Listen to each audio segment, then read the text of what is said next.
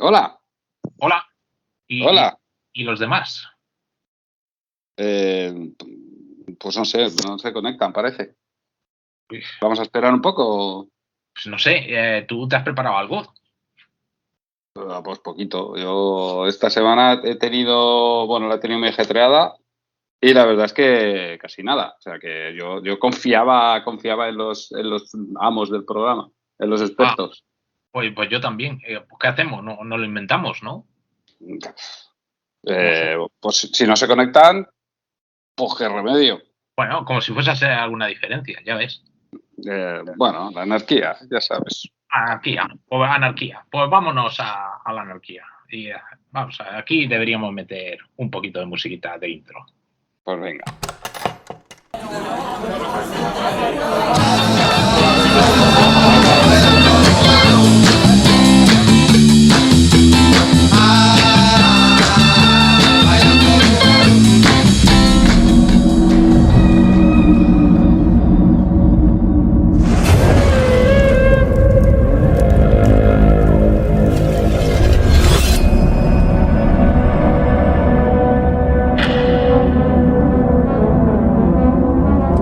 Tell me a tale of yourself,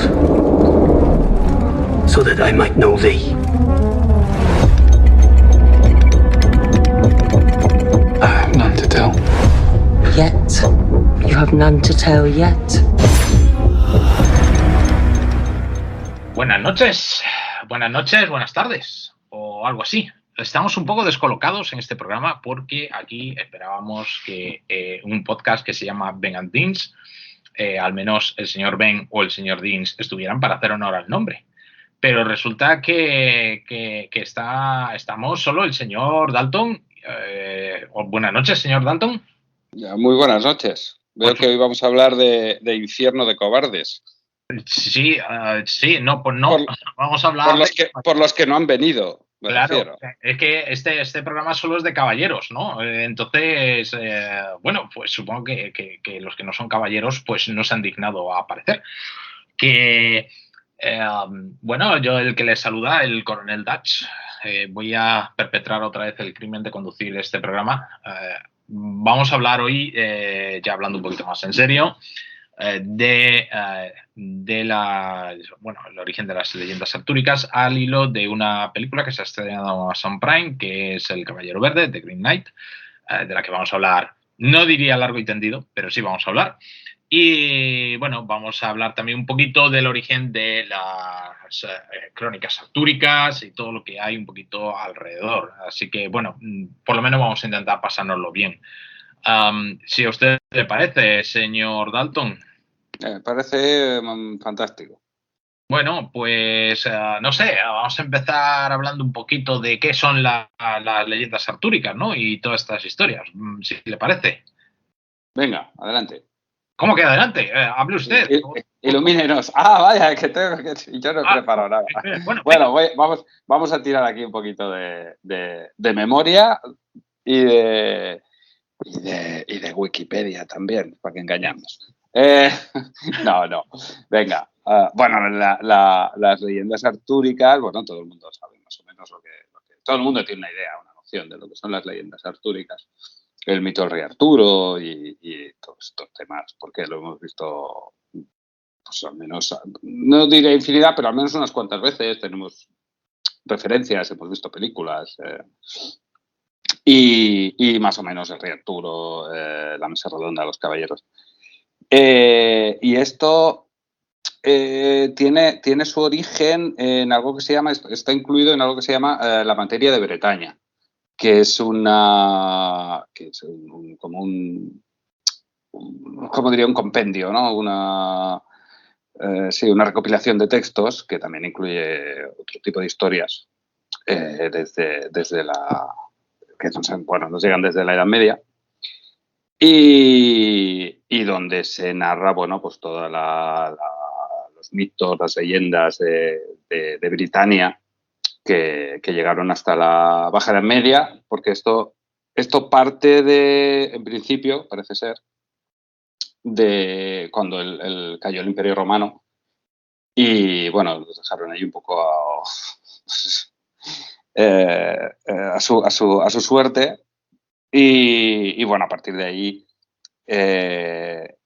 pues se forjaron algunos mitos que pueden tener cierta parte histórica y que fueron pasando, parece ser, oralmente hasta que sobre el siglo IX, creo que, si no recuerdo mal, ahora sí que tiro de memoria, son los primeros textos que se conocen. Sí, ya digo, no soy ni un experto ni sé demasiado, o sea, que si alguien está escuchando y dice, no, menuda anacronismo, menuda irregularidad está cometiendo usted al decir esto, bueno, pues seguramente yo Estamos por encima. Exacto, nos lo estamos inventando un poco. Pues sí, un poco. Bueno, el tema es que dentro de esta materia de Bretaña, donde se incluyen otro tipo de historias sobre el origen, como la de Bruto de Troya, creo que era el descendiente de Eneas y tal, bueno, que se supone que es el fundador de Britania. O el Rey Lear, por ejemplo, el que se inspiró Shakespeare después. El cuerpo principal Claro. de esta materia de Bretaña son las leyendas artúricas, ¿no? Claro, si haces una leyenda la haces bien. Entonces, Exacto. pues empiezas a enganchar ahí leyendas y dices, pues bueno, pues descendimos.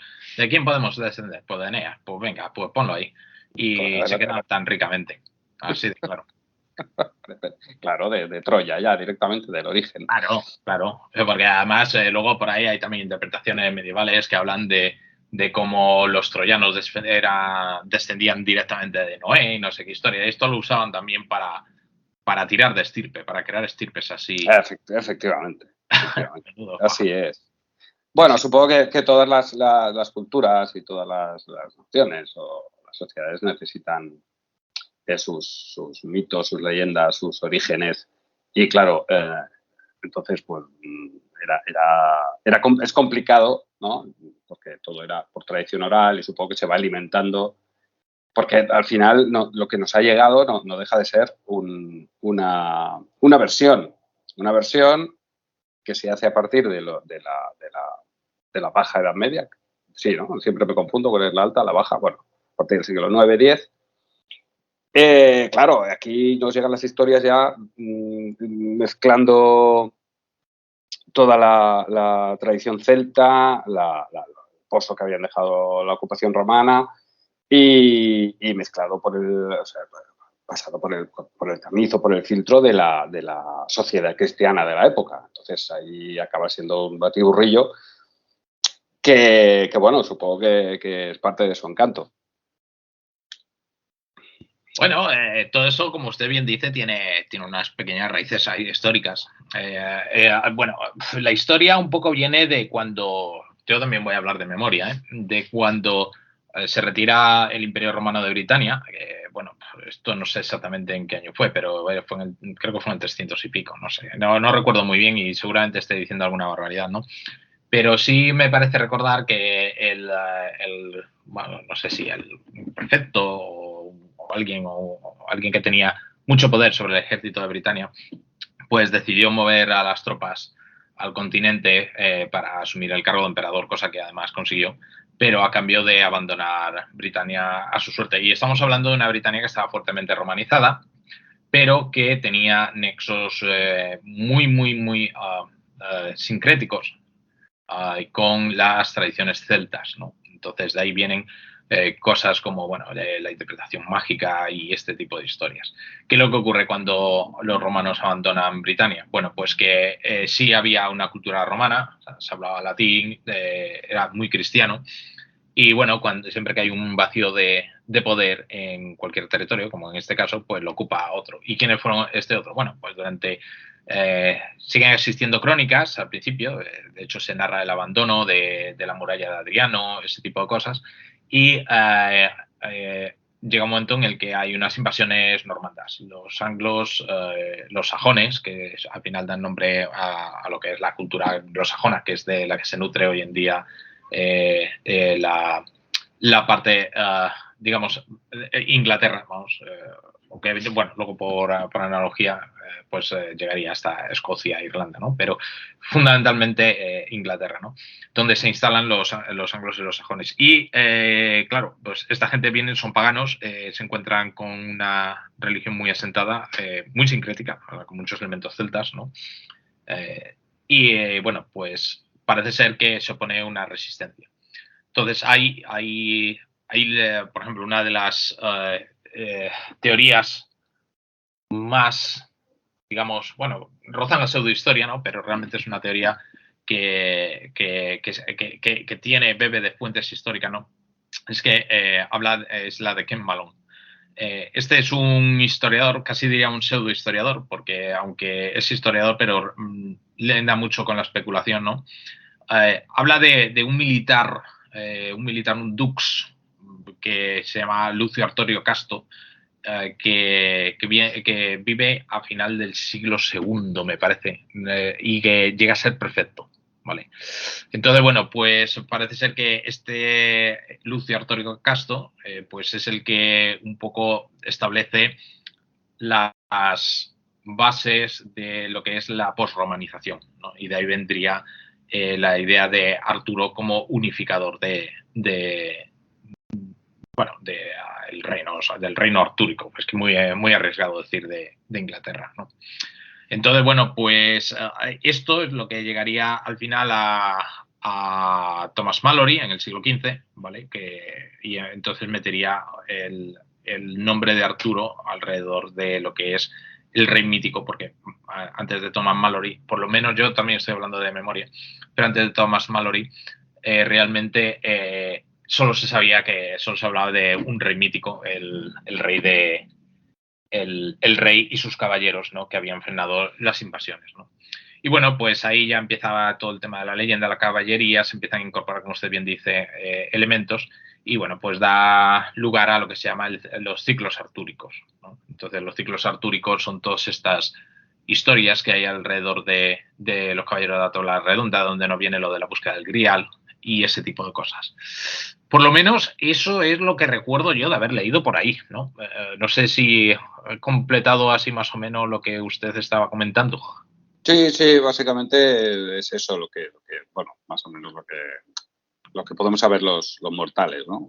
Sobre este tipo de ¿cómo diría? De narraciones míticas. Es que es muy complicado porque bueno, siguen estudiando sobre el valor histórico que tienen, ¿no? Porque es muy probable que tengan una base histórica, pero claro, todo eso se ha ido contaminando, entre comillas, por decirlo de alguna manera, con otro tipo de elementos a través de los siglos hasta que llegan a ponerse por escrito y contaminando también porque todas estas narraciones tienen mucha carga simbólica. Porque la realidad y las narraciones, las historias que se explicaban en general hasta la época medieval, quizá un poco más tarde, tenían mucha carga simbólica que ahora estamos más acostumbrados a otro tipo de lectura de las cosas o de narraciones más específicas, ¿no? Y claro, entre es una manera de explicar las cosas, como algunos cuentos infantiles, ¿no? Los simbolismos de los cuentos infantiles es una manera de explicar las cosas. Lo que pasa es que estos son un poco más complicados, que igual a nosotros nos choca un poquito en la manera de narrarlo y nos parece claro una fantasía absoluta. Pero bueno, parece ser su fundamento histórico, sí. Bueno, y también tenemos que tener en cuenta una cosa que usted ha mencionado, y yo creo que ya vamos a dejar la parte esta de hacernos pasar por intelectuales. Sí. Sí, no, creo que sí. Porque no sabemos disimular más, por eso vamos a ir dejando. Sí, bueno, yo ya me he hartado de leer aquí cosas en la Wikipedia y ya no sé más que inventarme. Pero realmente hay muchísimos símbolos celtas que perviven, ¿no? Por ejemplo, la figura de Merlín, que es omnipresente, ¿no? Como consejero, ¿no? El consejero. Hay que enfatizar que es que realmente los nombres se ponen muy tardíamente. O sea, la historia original, lo que son las leyendas, que, bueno, hay un libro por ahí que es una recopilación de cantos, de poemas, que es de bardos galeses, ¿no? Y digamos que es una de las fuentes más antiguas donde se hablan de todos estos personajes, ¿no? Entonces siempre se refieren a estos como el rey, el rey que por lo visto, rey, líder, duque, todas las palabras que queramos pensar para el jefe, tienen en el gaélico tienen el mismo nombre, ¿no? Entonces, claro, es muy difícil saber si realmente se refieren a un líder militar, a un líder tribal. Lo mismo es cualquier cosa. Bueno, pues resulta que hay una recopilación de poemas bárdicos, de bardos de galeses, que se recopila más en Irlanda, que luego se harían copias y se ha perdido bastante, ¿no? Pero se sabe que existía, que es el Gododin. Son unos textos que, repito, que luego se fueron transcribiendo, se pasaron al latín, se ha perdido muchísimo de esto, se pasó al latín. Luego se pasó al inglés antiguo, es uno de los primeros libros que están escritos en inglés antiguo, en el inglés arcaico. Y el Gododín pues tiene cantos de bardos, en pocas palabras, ¿no? Bueno, pues hay unos cuantos cantos que parecen estar relacionados entre sí. Y esto parece ser que pueden haber sido ecos de lo que es el origen de la leyenda artúrica. Hay que tener en cuenta que los bardos, sobre todo en la antigüedad, en las épocas más oscuras de la Edad Media, yo no me quiero arriesgar a decir baja o alta, así que digo las épocas más oscuras de la Edad Media. ¿Se ha dado cuenta usted? ¿No? Yo me doy cuenta. Un estilazo. El caso es que, bueno, pues los bardos era la forma que lo que hacían básicamente eran recopiladores de historias, ¿no? Pero claro, al ir pasando de oreja a oreja, pues se van pervirtiendo y se van adornando de virtudes, ¿no? Entonces, todas estas virtudes, luego un poquito de referencias históricas que sí se sabía que existían. Hay también otra referencia, la Batalla del Monte Badón o algo así creo que se llama. No sé, parece ser que fue una batalla que sí está referenciada porque además aparece en crónicas de no sé si son romanas o de alguien ligado a los godos o alguna historia de estas, ¿no? Pero bueno, sí se sabe que hubo ahí como una especie de escaramuza que sirvió para delimitar un poco en dos lo que es la isla de Gran Bretaña, ¿no? Al este y al oeste. Y mientras en el oeste se quedó la parte más gaélica, digamos, más britano-romana, y aún sobrevivió ahí pues unos 150, 200 años más, ¿no? Antes de sucumbir completamente. Bueno, ¿qué tal? Bien, ¿no? O sea, sí. Da el pego. Sí, bueno, también podemos comentar un poquito lo de los símbolos celtas, que lo había dejado caer, ¿no? Como vamos a ver muchas referencias a elementos celtas, una transformación de las hadas, ¿no? La omnipresencia del agua por todas partes. De hecho, por ejemplo, sin ir más lejos, hablamos de la Dama del Lago, ¿no? Como la que le hace el regalo al rey Arturo. Bueno, todo esto parece ser que es como una especie de mezcla. La gente que sabe de verdad de esto suele decir que es como una especie de mezcla de distintas tradiciones que convergen en una única figura, ¿no? Entonces, pues toda esta presencia de los espíritus del agua, como decía antes, los consejeros druídicos y este tipo de cosas, ¿no? Pues todo eso se va mezclando y supongo que es un poco un pupurri al final, que es de donde sale donde nace lo que es el personaje del rey Arturo y todo lo que le rodea. Pero insistimos que al final originalmente son muchísimos cantos diversos, ¿no? Por ejemplo, ahora recuerdo que hay un canto específico de Uther que dice que fue padre incestuoso de un gran rey o una cosa así, ¿no? Y entonces pues eso se junta y se dice, no, pues Uther era el padre de Arturo, todo ese tipo de cosas, ¿no? Entonces, bueno, pues realmente lo que llega es el eco de cantos, y realmente si hay algo histórico detrás, pues se ha perdido en la noche de los tiempos. Hay muy poquitas evidencias que pueden decir que es un personaje real, ¿no? Qué bien ha quedado esto, oye. Oiga, pues, no ha quedado nada mal, ¿eh? Corte ahí. Sí, vamos a dejarlo ya aquí, ¿no? Y yo creo que podemos empezar a hablar de películas, ¿no? Que para eso no Sí. nos están escuchando. Ya está bien, ¿verdad? Pues venga, adelante.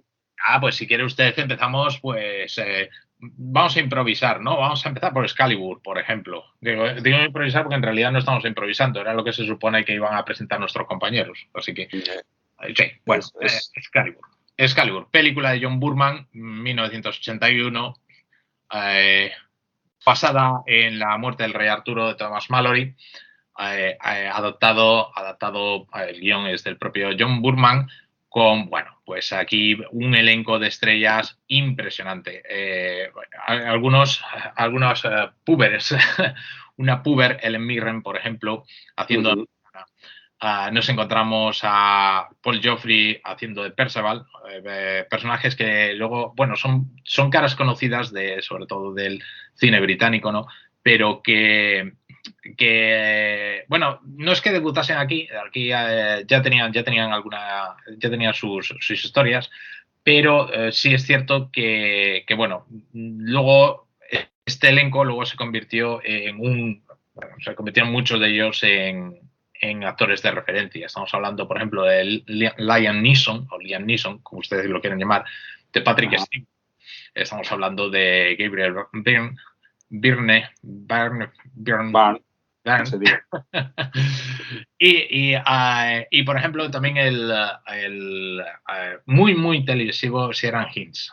Ciarán Hinds, que ustedes le recordarán seguramente, para mí, su mejor actuación haciendo de Julio César en Roma, ya que viene muy bien traído por el tema de los orígenes romanos de la historia del rey Arturo.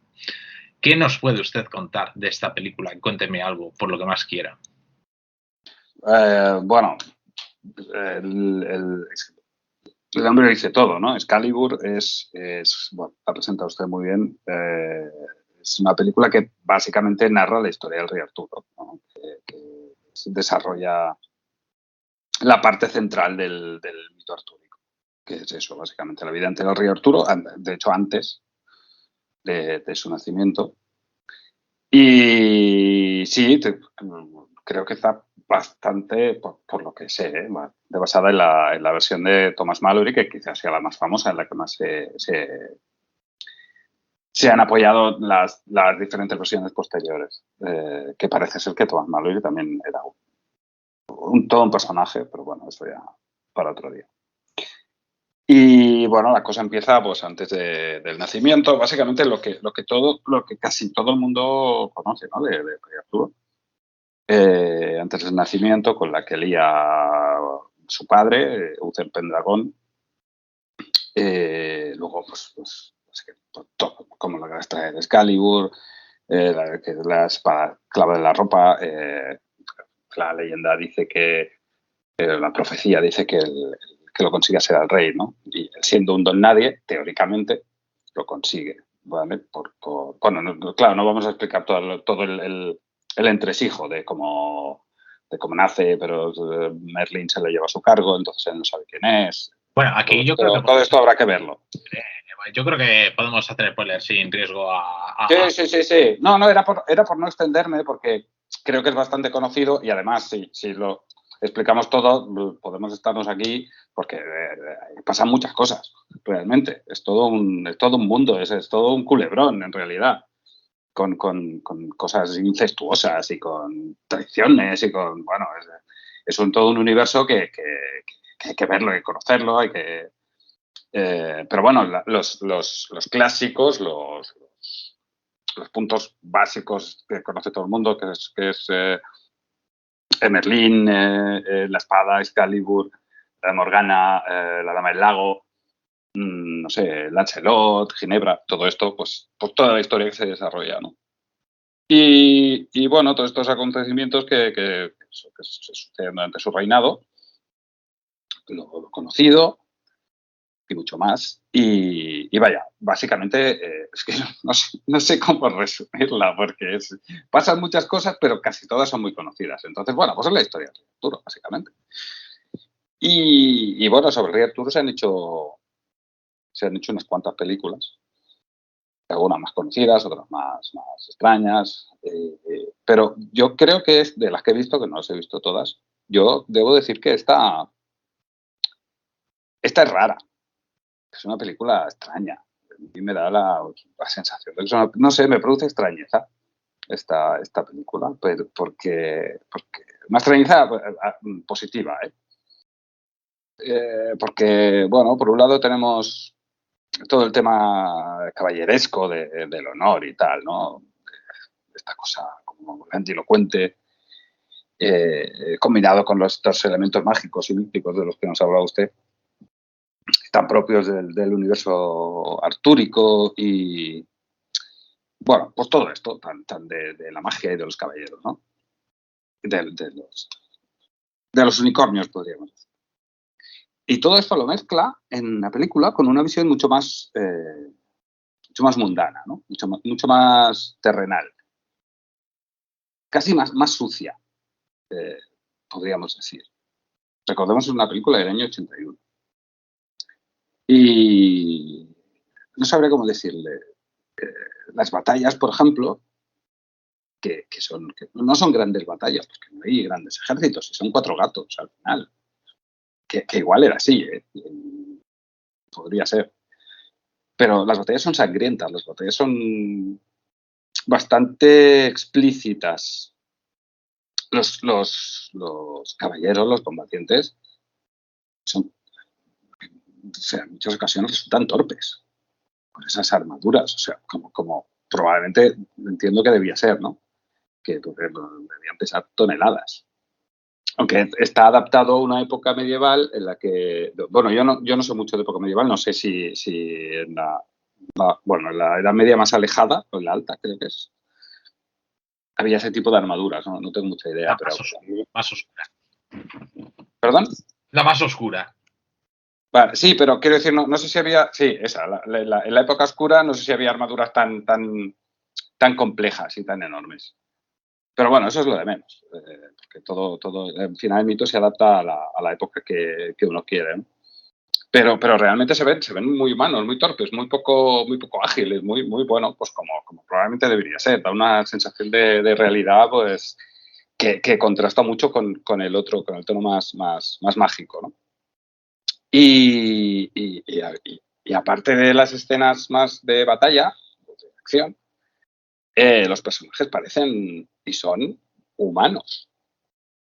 Lejos de aquella ilusión del ideal caballeresco, ¿no? Que parece que vayan levitando o que sean siempre de una nobleza extrema. Son realmente humanos, ya no solo por los sentimientos o por las debilidades que puedan tener, sino, por ejemplo, a mí de lo mejor de la película me parece Merlín.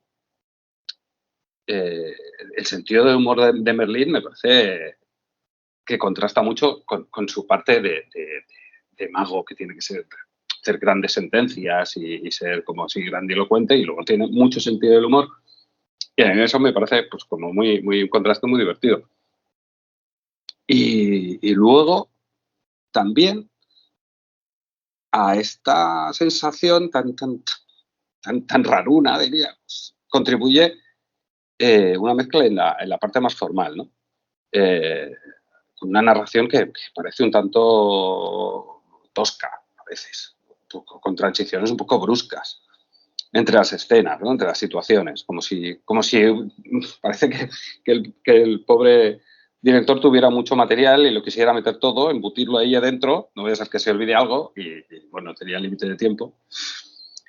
Y sí, a veces sorprende la brusquedad entre situaciones y sin edulcorar nada, sin hacer suavizar estas transiciones, ¿no? Como decía. Y esto al lado de una fotografía, no sé qué le parece a usted la fotografía, porque yo es una cosa en la que no me suelo fijar mucho, debido a ciertos problemas de visión, pero parece que respira como un halo o un fulgor o yo qué sé qué, que como que en ocasiones difumina. Sí. Y aumenta esa sensación de rareza, que es quizá el mayor atractivo de la peli, esos contrastes, ¿no?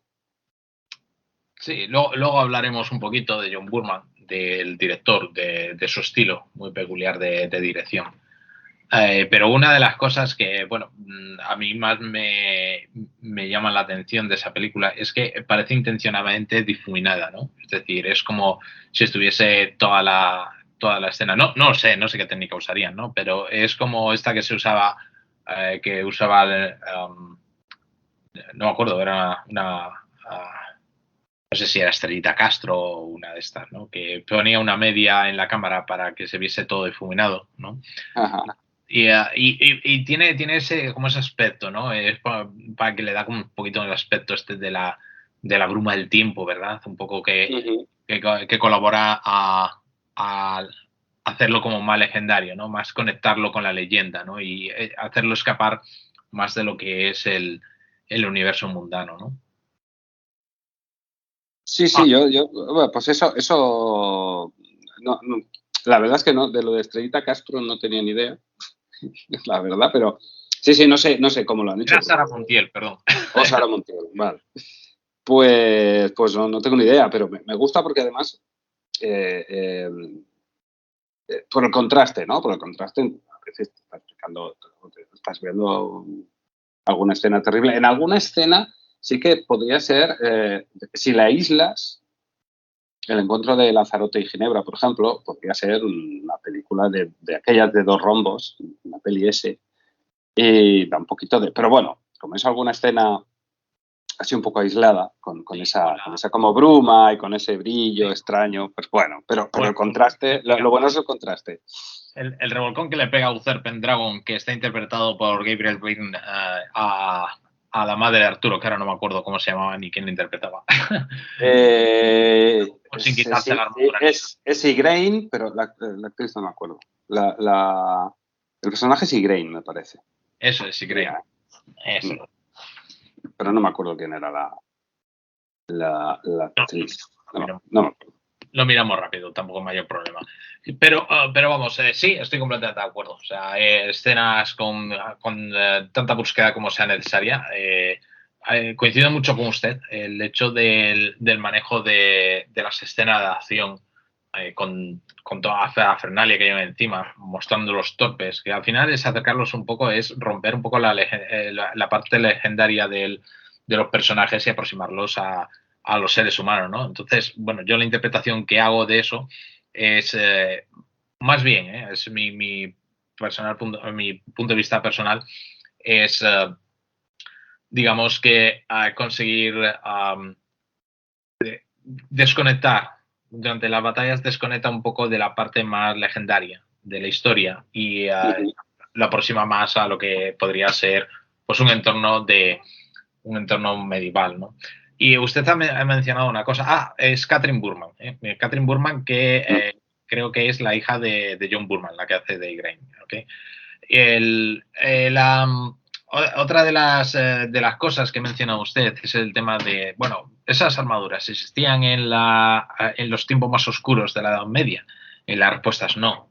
O sea, pero eso sí, por ejemplo, yo recuerdo haber leído en algún sitio que la elección de esas armaduras que realmente son el tipo de armaduras que los caballeros pesados franceses, sobre todo franceses, llevaban en los tiempos en los que se escribe, en las que Thomas Malory escribe la muerte del rey Arturo, ¿no? Entonces, digamos que lo que trataban de hacer, o al menos eso leí yo en algún sitio, era tratar de ponerse en la mente de Thomas Malory, ¿no? Tratar de reproducir un poco la mente de Thomas Malory, porque Thomas Malory cuando escribe pensando en los caballeros de su tiempo, ¿no?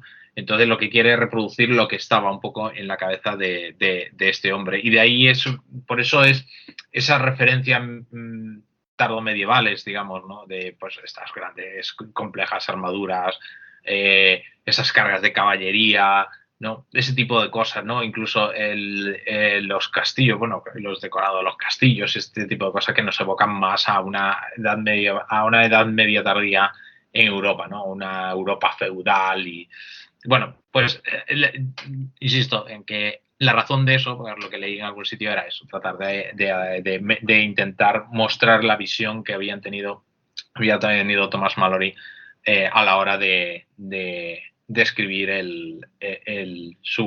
la muerte del rey Arturo, ¿no? Entonces, bueno, a mí me parece que es acertado. John Boorman, yo creo que era la persona adecuada para dirigir este proyecto, ¿no? Estamos hablando de lo que, por lo menos desde mi punto de vista, es la mejor versión de las películas en torno a la leyenda del rey Arturo o los ciclos artúricos o como queramos llamarlos que se han hecho, ¿no? Desde luego es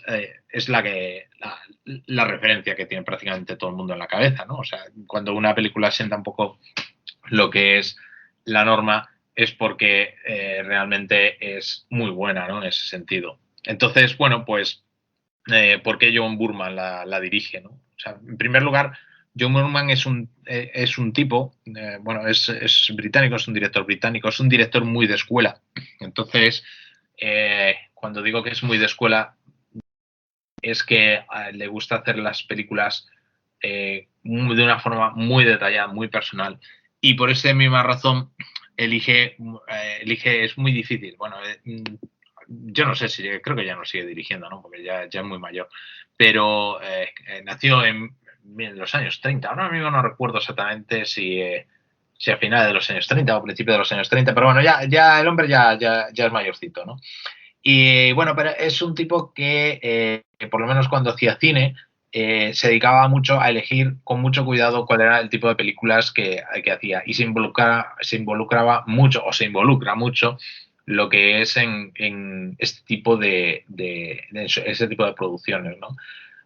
Por poner un ejemplo, él rechazó dirigir El Exorcista. ¿Y por qué rechazó dirigir El Exorcista? Bueno, pues según tengo entendido, fue porque él no quería no se sentía con el ánimo o con la presencia de ánimo para dirigir una historia tan terrible que girase en torno a un niño, ¿no? Pero sin embargo, luego, por ejemplo, sí dirigió la segunda parte del Exorcista, ¿no? Que sobre eso podríamos hablar algún día, sobre el Exorcista. Para mí, personalmente, la segunda parte del Exorcista es la que más me gusta. Pero no cuente conmigo para hablar del Exorcista, ya lo sabe. No se lo diré, no se preocupe. No pienso verla otra vez. Qué miedo. Sí, bueno, lo que quiero decir es que quizá El Exorcista, que es una gran película de terror, digamos que es la película de referencia de terror de los años 70, ¿no? Empaña un poco lo que es la segunda parte, que desde mi punto de vista es la más personal, ¿no? Y ahí es donde entra un poco John Boorman. También, por ejemplo, fue capaz bueno, se embarcó en proyectos como Atracción Fatal, pero sin embargo lo dejó en preproducción, lo dejó para dirigir ¿qué película era? Ahora ya no me acuerdo. Es que Gloria. ¿Cuál era la película esta? Esperanza y Gloria. Es que en inglés se llama Hope and Glory. Vaya, pero es que no sé cómo se tradujo en español. Pero bueno, un poco para hacernos una idea del tipo de personaje que es, ¿no? Que es una persona que se involucra muchísimo él produce, escribe el guión, dirige, él se forma las películas en la cabeza, ¿no? Y por eso vemos tantas cosas en Excalibur que pueden parecer tan personales, ¿no? Y probablemente haya muchas cosas, muchos significados que simplemente solo él entienda realmente qué es lo que quería mostrar, ¿no? Yo quiero comentar una cosa. Estamos hablando del director también de Zardoz, que no sé si usted la ha visto, pero es una locura de película. Pues no recuerdo haberla visto, pero... Bueno, pues es por poner un ejemplo de lo personalista que puede llegar a ser John Boorman en sus direcciones, ¿no? Entonces, bueno, todos aquellos que la hayan visto, pues que es Zaragoza, por ejemplo, voy a hablar muy poquito sobre ella, pero voy a comentar un par de cositas. Zaragoza es no sabría decir si es una distopía o una película posapocalíptica o una cosa así, pero es muy loca. Es una película loquísima, ¿no? Es una película que está protagonizada con Sean Connery y es muy, muy, muy, muy personal. Es una película que a mí personalmente me gusta mucho. Sé que a la mayor parte de las personas no pueden con esa película, pero a mí es de estas películas que uno trata de buscar qué es lo que te quieren decir, ¿no? Qué es lo que te está queriendo decir con esta película el director, ¿no? Con Excalibur yo creo que hace esto, pero ya con más experiencia, ya sabiendo más cómo hacer cine, ¿no? Y entonces, ¿qué es lo que hace? Pues también hace una película muy personal, pero no la hace para él, la hace para ser exhibida, ¿no? También me gustaría también que hablar un poquito del casting, el casting de Excalibur. Usted sabe que yo es una cosa que le doy muchísima importancia, es el actor adecuado para el papel adecuado. Yo creo que el casting es magnífico en esa película. No hay nadie que sobre, desde mi punto de vista. Y bueno, pues creo yo que precisamente es uno de los grandes aciertos, es ser capaz de introducir esos actores que de aquellas pues no eran actores especialmente conocidos. De hecho, no sé si será incluso el debut de Liam Neeson. Puede que sí. Probablemente. Probablemente lo sea, ¿no? No lo sé, pero bueno, sí, no debe ser la primera, será de las primeras, seguro. Será de las primeras, eso seguro, un jovencísimo además, ¿no? Pero bueno, el caso es que cuando nos ponemos a hablar de este tipo de directores tan involucrados en la producción de una película, que tienen en cuenta además esos aspectos como elegir a los actores adecuados, independientemente de a lo mejor lo famoso que fuesen en aquel momento, ¿no? Es muy complicado el llenar una pantalla con actores que de aquellas eran de segunda línea o estaban empezando, ¿no? Y hacer una epopeya como esa, con los personajes tan bien balanceados, que ese es otro tema, ¿no? En la película, si nos paramos a pensarlo, la podemos dividir en distintos tramos, ¿no? Con distintos protagonistas, son como una sucesión de cuentos, ¿no? Y cada uno tiene su protagonista. Tenemos ahí partes en las que están, vamos a decirlo así, protagonizadas por Gabriel Byrne al principio, que es la historia de Uther Pendragon, ¿no? Y es el protagonista y hasta que muere. Después tenemos a Nigel Terry haciendo de Rey Arturo, ¿no? Que es otro tramo. Después tenemos a Paul Joffrey haciendo de Perceval, que en busca del Santo Grial, ¿no? Es otro tramo, ¿verdad? Luego como que todo se funde. También tenemos partes en las que el protagonista es Lancelot, que ahora mismo no recuerdo quién lo interpretaba. Ese también es famosillo, es un actor famosillo. Nicolas Clay. Y entonces, bueno, pues claro, al final, ¿cómo consigue uno conseguir ese balance de performance, ¿no? De ese balance de actuaciones? Pues tiene que ser una persona que ha trabajado muchísimo el proyecto y que se ha involucrado mucho, se lo ha tomado de una forma muy personal. Y yo creo que eso es el principal virtud, desde mi punto de vista, de Excalibur, que es el mimo con la que está hecha. Una película que está hecha con mucho mimo y con mucha involucración del propio John Boorman. No sé qué pensará usted, si está usted de acuerdo o no. Pues sí, la verdad es que sin que sirva de precedente voy a estar de acuerdo con usted. No, es cierto que el casting es muy acertado. A mí ahora se me ha ido. Merlín lo tengo que mirar. Sí, bueno, sé que lo iba a interpretar más Von Sydow al final. Nicole Williamson, sí, exacto. Me parece fabuloso. Y todo el resto, es cierto que ninguno tiene, porque probablemente Liam Neeson es el que, de todos estos que hemos nombrado, es el que menos papel tiene. Pero sí, me parece. Además, eso que usted dice sobre Arturo y Merlín, quizás, o sobre Arturo, va pivotando la historia y va el protagonismo, sobre ese centro, pues va como cambiando en los diferentes personajes que van sosteniendo las partes de la historia, digo, con Arturo como hilo conductor, ¿no? Que son como diferentes historias, además, que se van hilando. Y la verdad es que sí que está muy cuidado, porque hacer eso no es nada fácil, que se vea todo compacto y bien compensado, que se vea una historia con una continuidad. Pues fíjese que estoy ahí un poco en desacuerdo con usted. Yo creo que Arturo no es el hilo conductor. Yo creo que el hilo conductor No. es la dupla Merlín espada.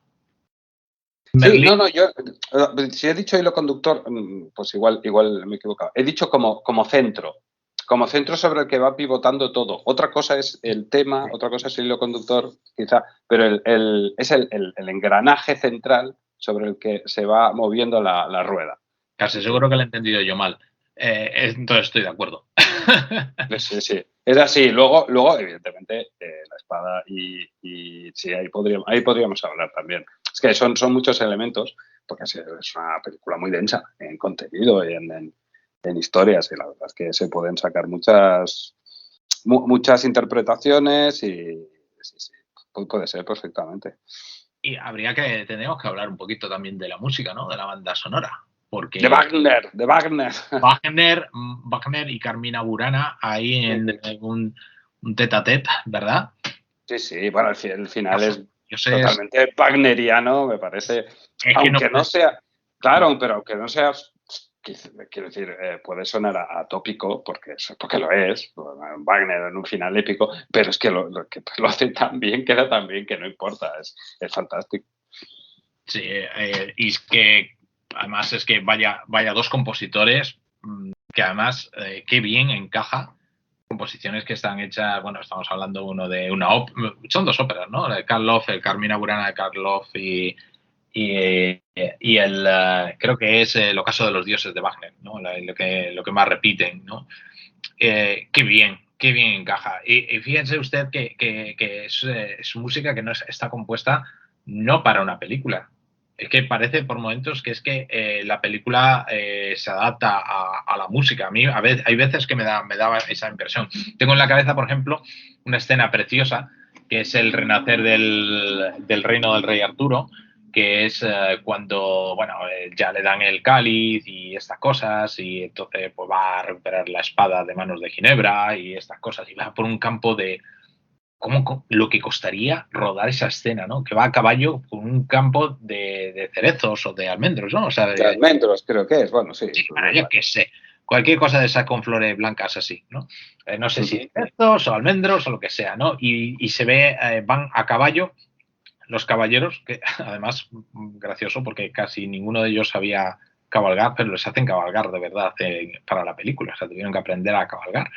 Y van con esa bandera ondeando al viento. ¿A qué velocidad tenía que ir el caballo para que la bandera tuviese que ondear entre un campo de almendros en flor? Que por mucho que uno haga, los almendros, eso hay que prepararlo de alguna forma, ¿no? Una escena y eso con Carmina Burana de Karloff de fondo, ¿no? O sea, parece que es como el videoclip, ¿verdad? Sí, de la canción, exacto. De Carmina Burana o algo así. Y es ese tipo de conjunción entre la música, la fotografía, los personajes. Yo esa escena, que seguramente usted se acuerde seguramente de esa escena también, porque es de esas escenas que se quedan metidas dentro de la cabeza y que es una escena, bueno, hay ahí también un primer plano donde se ve la cara del rey Arturo según va cabalgando con todos los caballeros detrás. Es una escena complicadísima de ser rodada, que impacta muchísimo por todas partes, visualmente, interpretativamente, porque hay que mantener la cara esa, mientras está uno a caballo a toda pastilla, mantener la cara esa, eso es un arte también, ¿eh? Entonces, no sabría decirle, yo no. Oye, el caballo no es lo mío. Bueno, yo no lo sé, pero si esa gente es verdad que no sabía montar la mitad de ellos y poner una cámara fija delante de un caballero cabalgando sin croma detrás entre un campo de almendros o de lo que sea, con todos los caballeros en fila, a mí me parece un ejercicio soberbio, ¿no? Bueno, pues eso es Excalibur, después de todo, para mí, ¿no? Un ejercicio de estilo muy personal. Esta última ha quedado bien. Bien, venga, corte ya ahí. Vamos a por otra, ¿no? Vamos a hablar de la otra película que traíamos así a priori, ¿vale? Una película que, se exhibió en el Festival de Sitges, ese festival en el que se empeñan en no darnos acreditación porque, según ellos, no tenemos suficientes escuchas. Así que, si ustedes están escuchando, hagan ese favor. Y les vamos a dar la razón. Le vamos a dar la razón. Con un par como nosotros, madre mía, ¿no? Vamos a hablar de la película de David Lowery, The Green Knight. Presentamos la película un poquito primero, si le parece a usted bien. Sí, perfecto. Bueno, pues si quiere usted hacer los honores, yo la tengo preparado aquí para presentarlo, pero si quiere usted hacer los honores, pues es todo suyo. No, adelante, conductor, por favor. Es que esto se me da muy mal. Bueno, pues The Green Knight es una película, es una versión de uno de estos relatos que hablamos al principio, que están alrededor de las crónicas artúricas, ¿no? Una leyenda, una de estas leyendas de las que hablamos que estaban en los cuentos de los bardos, ¿no? Que es la historia de Sir Gawain y del Caballero Verde. Dirigida por David Lowery, también una película muy personalista porque David Lowery se involucra también como escritor y creo que también como productor, ¿no? Eso me lo va a confirmar o me lo va a negar usted cuando pueda. Que dirige a Dev Patel, que es quizá el principal protagonista, actuando como Gawain. David Patel, que bueno, a este le conocemos sobre todo como un personaje secundario que aparecía en Chappie, ¿vale? La película del sudafricano que ahora no me acuerdo cómo se llama. Memoria de Neil Blomkamp. Ahí va. Ahí me ha saltado ahí un empaste. De Neil Blomkamp, ¿vale? Bueno, es quizá la película en la que así aparece un poquito que podemos, porque bueno, tiene otra, era más jovencito, que aparece también en Slumdog Millionaire, también con un pequeño personaje, bueno, aparece como el personaje de Jamal, pero ya crecidito, ¿no? Bueno, pues no es muy conocido, no es un actor de estos que digamos que sea muy conocido, pero sí está secundado por gente con caras ya más conocidas. Por ejemplo, Alicia Vikander. Alicia Vikander aparece también por esta película, aparece Joel Edgerton, ¿vale? Bueno, una película, como decíamos, muy, muy, muy personalista. Muy personal en el sentido de que también, y esto es un hilo que tiene en común con Excalibur, es que el director está muy involucrado en obra, se involucró muchísimo en esta obra. Es también el director, luego vamos a hablar un poquito de este director, pero es el director mierda, ¿dónde están mis notas? Ghost Story. Sí, también es de Ghost Story. De Ghost Story también, de Old Man and the Gun. De Old Man and the Gun. ¿Okay? ¿Vale? Que para mí es muy buena película. Es una película muy, muy alternativa, ¿no? Pero una película que a mí personalmente me gustó mucho, ¿no? Y donde dirigía a Robert Redford, a Casey Affleck y Sissy Spacek. Yo creo que está muy conectado The Old Man and the Gun con The Green Knight, porque también son dos películas muy, muy, muy personales, también donde David Lowery se involucra muchísimo, muchísimo en la producción, donde también, al igual que John Boorman un poco hacía con Excalibur, hay muchos pequeños episodios entrelazados, ¿no? Donde aporta su visión. Bueno, hablaremos un poquito más a fondo de David Lowery más adelante, pero yo no quiero continuar sin escuchar su opinión, que es mucho más válida que la mía.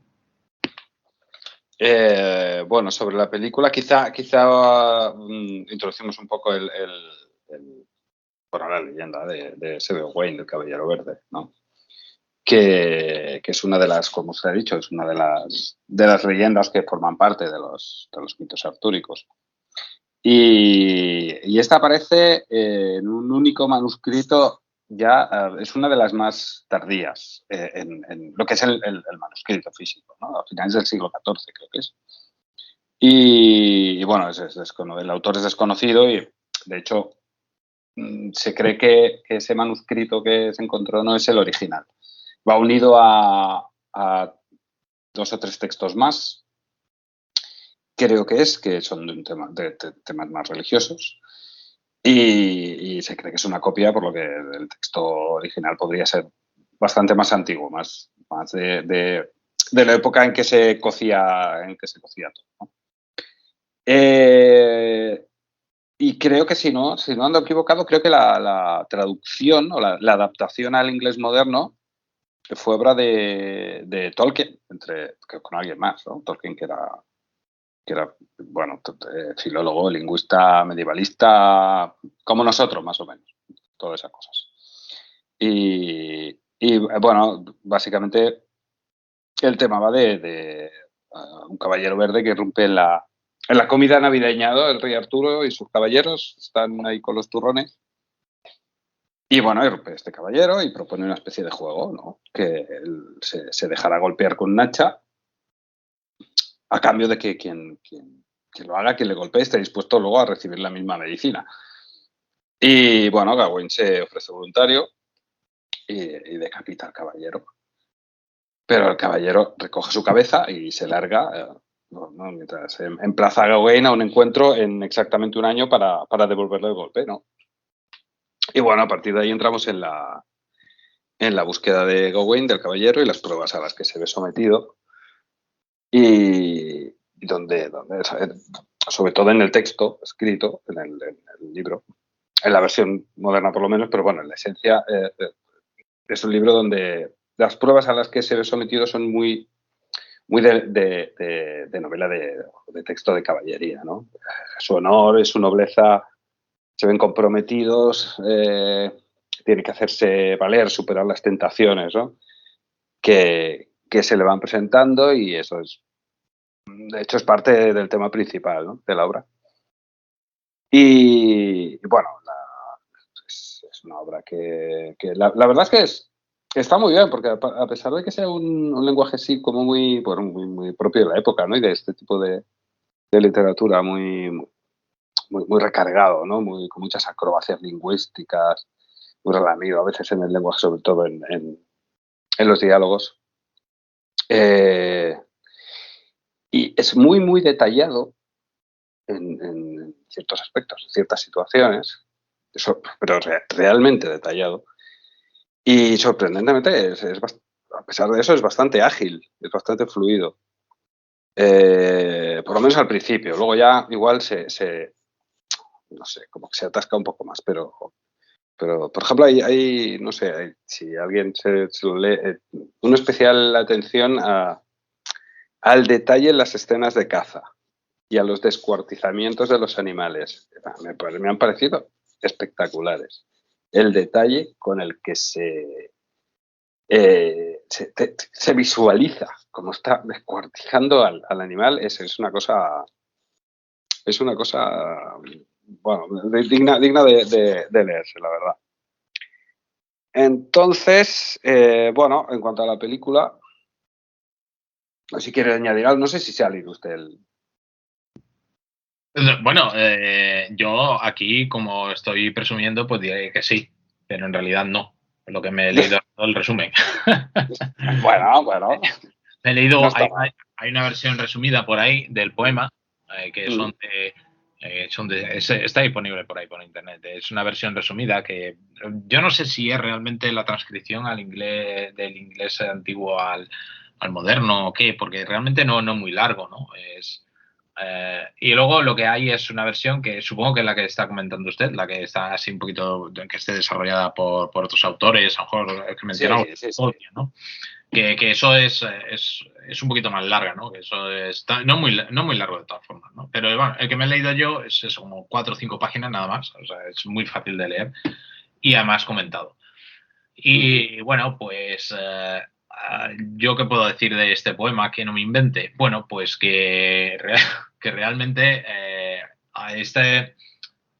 realmente es un viaje iniciático, ¿no? De Sir Gawain, que bueno, pues digamos que eso se ve muy bien en la película, como él gana, digamos que él, cuando aparece el Caballero Verde, pues dice a ver quién es valeroso como para enfrentarse a ese desafío. Sir Gawain, que lo que quiere es ser armado caballero y este tipo de cosas, pues dice yo, ¿no? Pero principalmente para para conseguir la fama, ¿no? Y entonces el poema en realidad de lo que va es que la fama, o sea, la virtud del caballero no se alcanza porque alguien te nombre, sino se alcanza tras pasar muchas vicisitudes y tras pasar por muchos desafíos en muchas etapas, ¿no? Donde tiene que demostrar una persona que está cortado por las leyes de la caballería, por decirlo de alguna forma, ¿no? No sé si me estoy explicando bien. Sí. Entonces, eso un poco sobre lo que va el poema, ¿no? Es decir, no importa que a ti te nombre el rey Arturo como caballero, tú tienes que demostrar que eres un caballero y lo demuestras en tus acciones, ¿no? Entonces, en el poema original, por lo menos la parte que leí yo, Sir Gawain se enfrenta a, digamos, a una encrucijada, digamos. Está en una encrucijada que es, debo ser caballero y sé que voy a vivir un año nada más, o abandono lo que son mis votos, ¿no? Abandono lo que es la vida de la caballería y vivo más tiempo, ¿no? Que no es más que, si nos paramos a pensarlo, una revisión moderna que, como solía ocurrir mucho con historias escritas en la Edad Media, que son reminiscencias de otras historias de la antigüedad, que es el mito de Aquiles al final, ¿no? Es el saberse conocer de su destino y poder tomar la decisión de si se enfrenta a su destino y a cambio hace, digamos, por decirlo de alguna forma, lo que debe, o bien se enfrenta a un destino incierto a cambio bueno, un destino incierto mucho menos, ¿cómo diría yo? Glorioso, pero bueno, donde vives una vida como la de cualquier otro mortal, ¿no? Estamos hablando al final de un relato sobre el destino. Y eso es un poco también lo que vemos en la película. Los desafíos que se le plantean, y es una cosa que me gusta mucho a mí y creo que se aparta del poema original, los desafíos que se le plantean, a veces le salen las cosas bien y se porta como un caballero y a veces no. Entonces, al final, la enseñanza que se saca después de esto, más allá de que ahora hablaremos un poquito de la fotografía, del sonido. Esta película, por ejemplo, yo destacaría mucho el sonido, luego hablaremos un poquito de esto. Pero si nos ceñimos a la historia, realmente lo que nos damos cuenta es de que todos vamos por la vida hacia nuestro propio destino enfrentándonos a pruebas. Y es cómo afrontamos nuestras pruebas, que una vez la vamos a pasar y otras veces no. Pero cómo nos enfrentamos a estas pruebas lo que dan la medida de si somos un caballeros o no. Al final, cuando se enfrenta a su destino, cuando Sir Gawain se enfrenta a su destino, se da cuenta de que realmente ha conseguido ser un caballero a pesar de que no ha pasado las pruebas, ¿no? Pero se ha comportado como un caballero. Como un caballero no digo como un galán, ¿no? Digamos, sino que se cortado por las leyes de la caballería. Y yo creo que es un poco lo que es la moraleja de la historia y por lo que toda esta historia resulta, desde mi punto de vista, una fábula, al final, una fábula sobre el comportamiento humano, ¿no? ¿A que esa no la vio usted venir? Bueno, lo de la fábula sí. Todo lo demás ya me ha sorprendido bastante, sí, señor. Bueno, lo de la fábula sí, porque al final es eso, lo que hablábamos antes,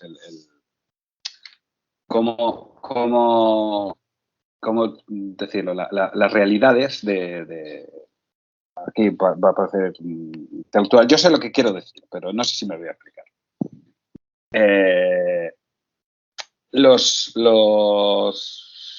Las realidades culturales o los modelos culturales de las épocas van cambiando. Entonces, lo que hablaba antes,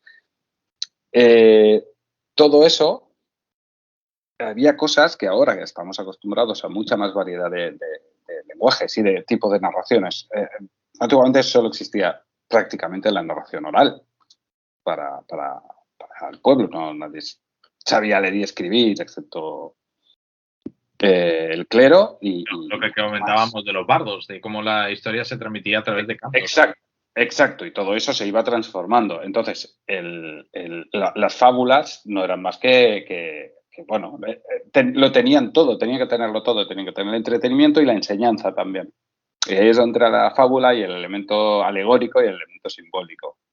Y por ahí es por donde iba usted, creo yo. Porque ahora, claro, ahora lo podemos ver de otra manera a posteriori, pero en realidad entonces era así, solo había eso. Y ese componente ese componente de simbólico que podía estar en la magia y lo sobrenatural también, pues era lo que les daba ese carácter de enseñanza y aparte ese carácter de entretenimiento. Digo yo.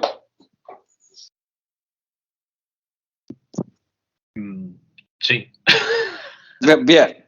Sí, la verdad Bien. es que estoy completamente de acuerdo con usted.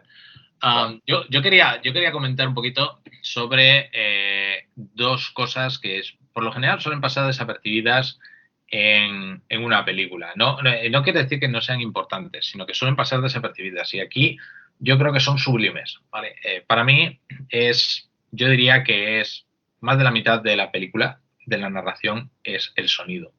Cómo el sonido está presente, la edición de sonido de esta película, que la verdad es que no lo tengo en mis notas quién lo hizo, pero es una cosa que lo puedo mirar, ¿sabes? Ya que tenemos internet y estas cosas, pues lo puedo ir mirando mientras y les comento.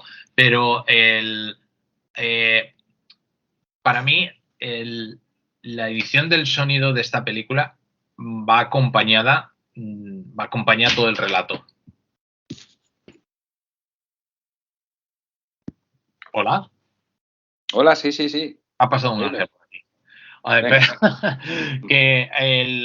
decía que la edición del sonido acompaña todo el relato y para mí me parece fundamental aquí el sonido. Por ejemplo, yo tengo en mente una escena, bueno, tengo muchas escenas en mente, ¿no? Pero cuando pasea por el bosque y se oye las pisadas, yo lo que recomendaría era que si en una segunda, volviéndolo a escuchar, o volviendo a ver la película, que una cosa que yo recomendaría es que, bueno, no hemos dicho que está disponible en Amazon Prime, yo lo que recomendaría es, si es posible, escucharla con cascos, porque se va a dar uno cuenta de todos los matices del sonido. Hay un momento en el cual va paseando por el bosque y va acompañando, digamos que es como parte del escenario es el sonido, ¿no? Sin que se le lleguen a ver los pies, se sabe por dónde va pasando. Es como extender el escenario donde se está rodando más allá, hacia otros sentidos, extenderlo hacia otros sentidos, ¿no? Es hacerlo el sonido visual. Él pasa por un momento, no me acuerdo si era que estaba pisando ramas y de repente empieza a pisar como huesecillos o una cosa así, ¿no? Y se nota perfectamente y sabe uno lo que está pasando sin verlo, ¿no? Entonces, ahí es donde yo lo que recomendaría de esta película es eso, de cuando se esté viendo la película, es prestar mucha atención a la edición de sonido y nos daremos cuenta que hay otra película detrás de ella. Es una cosa que me di cuenta solo la segunda vez que vi la película. Por eso digo que pasa muy, muy, muy desapercibido. Ya lo he mirado. La editora de sonido es Carl Merren. ¿Vale? Creo que merece la pena mencionarlo porque yo a este señor es el que decía yo la editora, es el editor. Pues yo a este señor no lo tenía fichado. No sé quién. No tienes el gusto de. No tengo el gusto.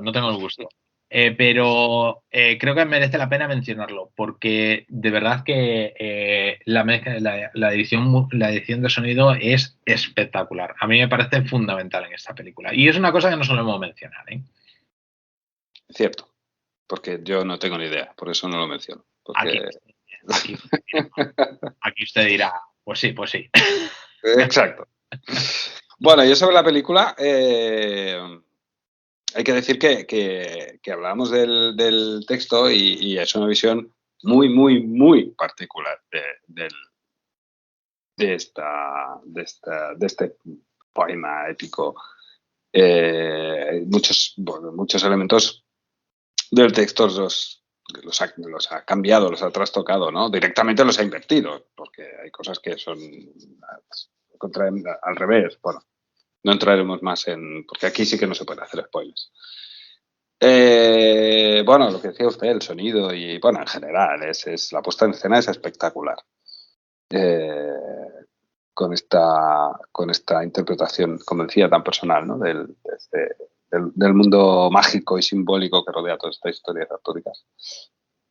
Pero llenando un poco como hacían Excalibur, como hacía John Boorman, llevando esa visión a un terreno mucho más mundano, ¿no?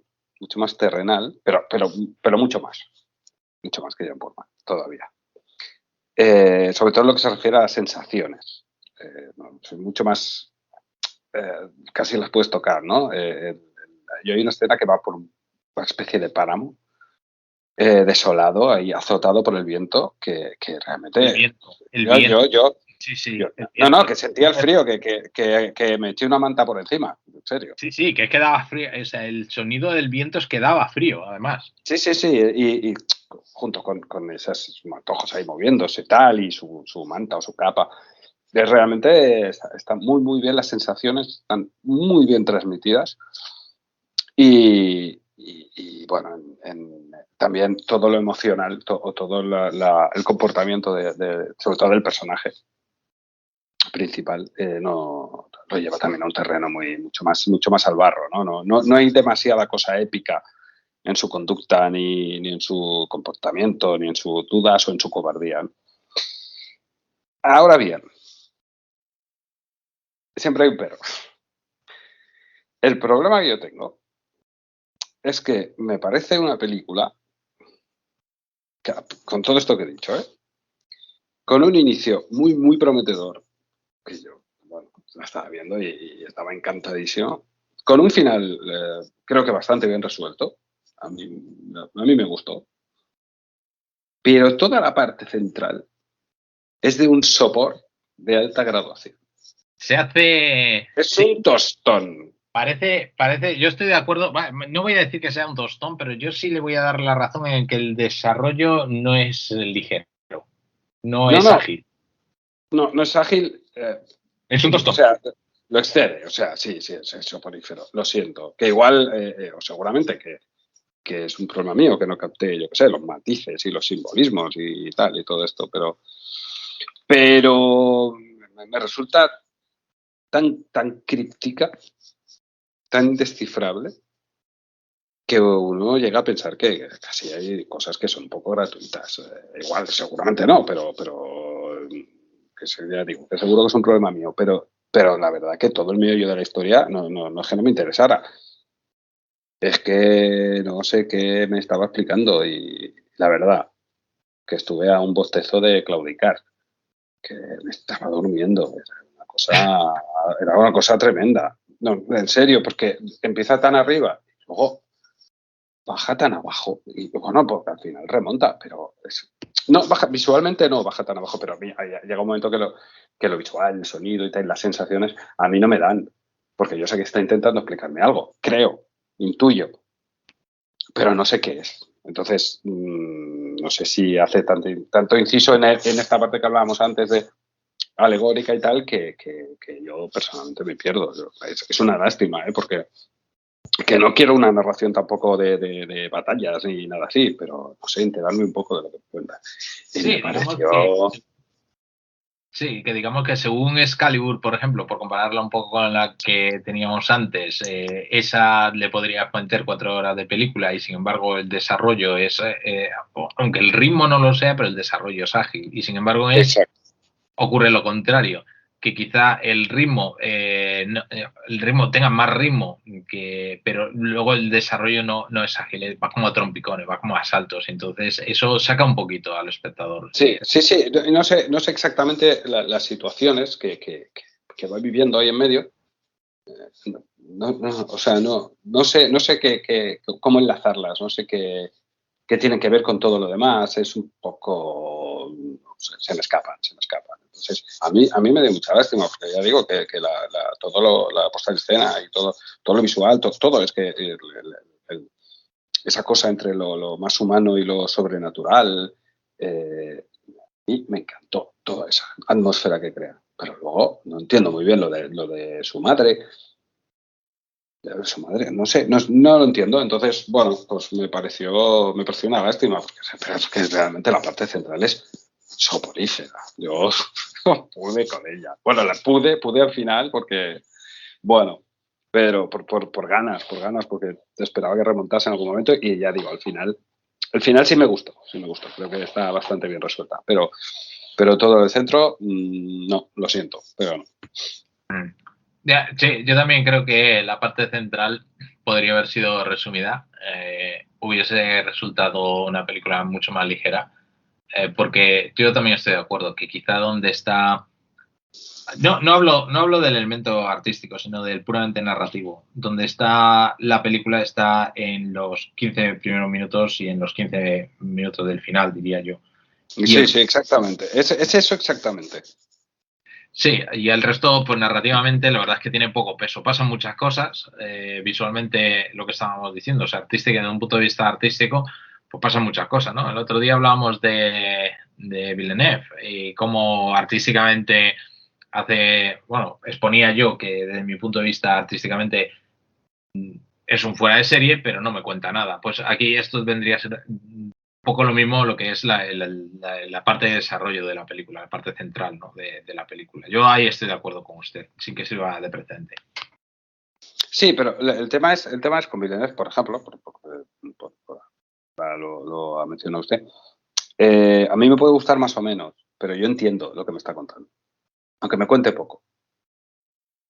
Y aquí no entiendo nada. O sea, no sé qué viene. Me resulta gratuito. El otro se le puede acusar de llenar tiempo con grandes escenarios y tal. Bueno, eso va a gustos.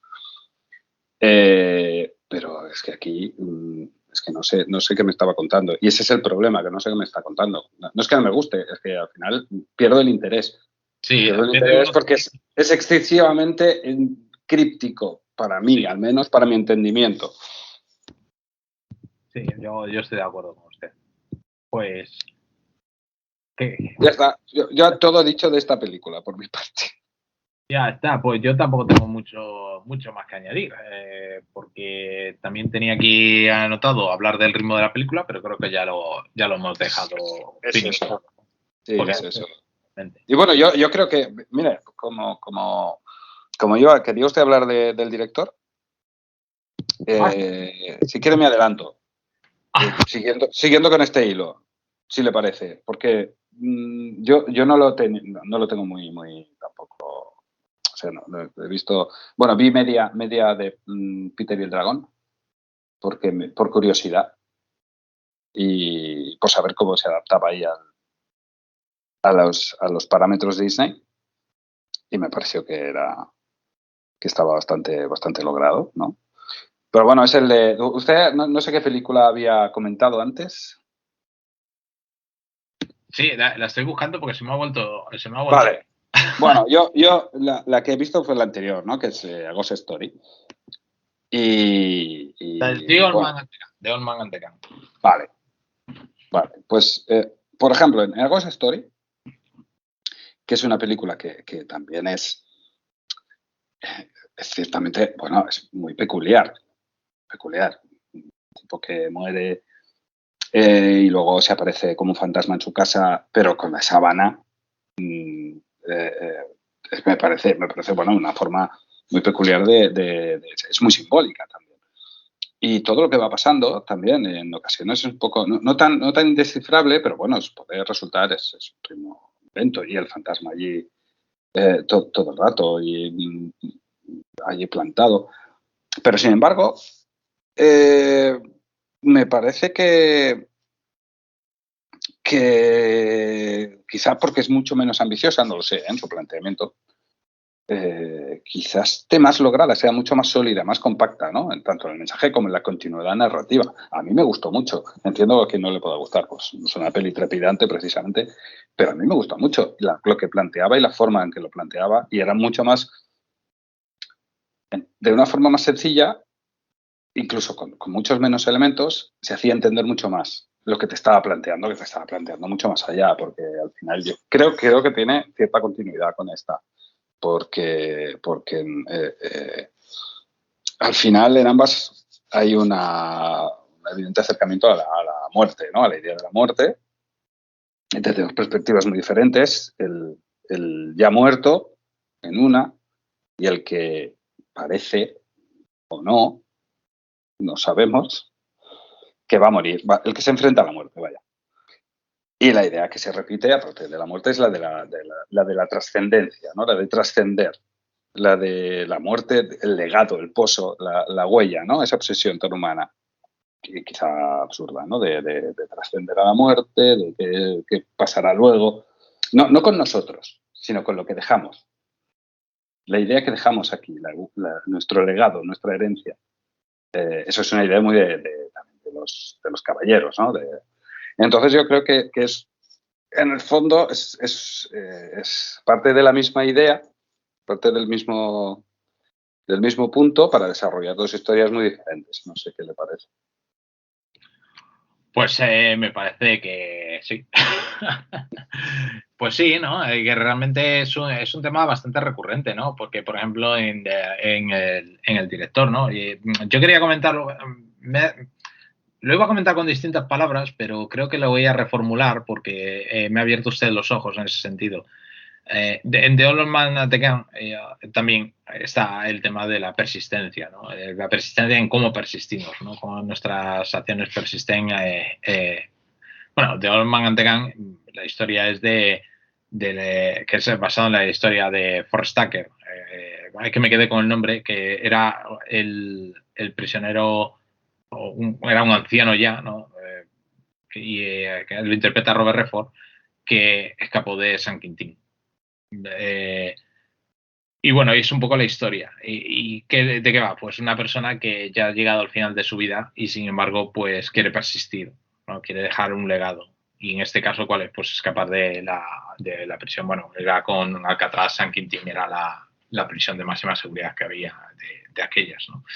Entonces, bueno, pues sí, esa obsesión que tiene el director un poco por jugar con el destino, el legado y ese tipo de cosas, que realmente, si ahora que lo estaba mencionando usted, creo que es un poco el leitmotiv de sus películas, ¿no? Que es eso, es decir, que cómo trascendemos, ¿no? ¿Cuál es nuestro legado? Estoy de acuerdo con usted, porque realmente entronca con la otra película. Pues sí. Sí, ¿se acuerda usted es que me acabo de acordar, de Coco, de la película de Pixar? Sí. Pues es que acabo de verlo. ¿Se acuerda usted? Bueno, el Día de los Muertos, que los muertos están en esa especie de limbo, de cielo, no recuerdo ahora. Que desaparecen cuando ya nadie se acuerda de ellos, nadie les rinde homenaje. Pues un poquito así. Sí, pues al fantasma. Es eso al final. Cuando no se acuerden de nosotros, que por eso estamos grabando el podcast, porque se quede ahí y que dentro de 500 años algunos locos digan, mira, vamos a hacer un estudio sobre el cine siglo XX y siglo XXI y la referencia es estos bardos, ¿verdad? Claro, que se acuerden de nosotros aunque sea para hablar mal o para reírse. Fíjate qué elegancia tenía al hablar. Sí. Qué dicción.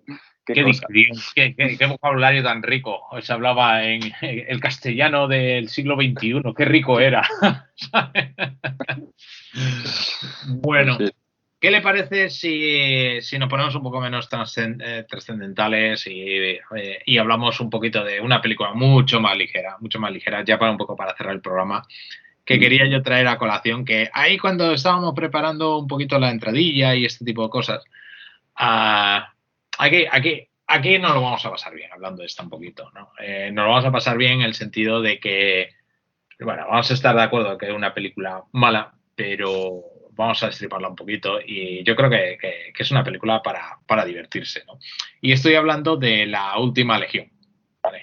Ya que estamos hablando del Rey Arturo y sus caballeros y este tipo de cosas, pues yo quiero traer aquí una película que a mí personalmente me divierte muchísimo, aunque soy consciente de que su factura no es muy buena. Una película producida por Dino De Laurentiis, dirigida por Doug Leffler, y que, bueno, y tiene billetes, porque estamos hablando que está protagonizada por Colin Firth.